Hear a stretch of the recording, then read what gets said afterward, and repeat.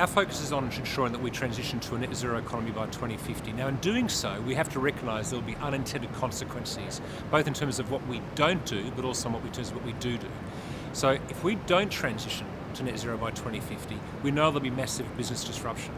But if we do so with only a laser-like focus, we can create some unintended consequences. For example, electric cars are now cheaper to drive than catching a train in many instances. So in fact, what could occur is there are more cars on the road as a result of a focus on purely net zero.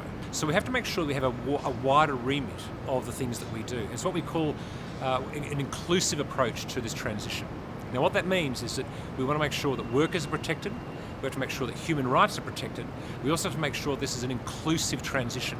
So the people who are excluded from the current economic growth in the last 20 years have to be included in this new transformation of our economy.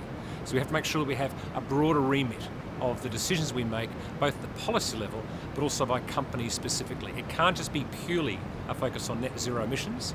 We've got to take into account the human elements of that transition.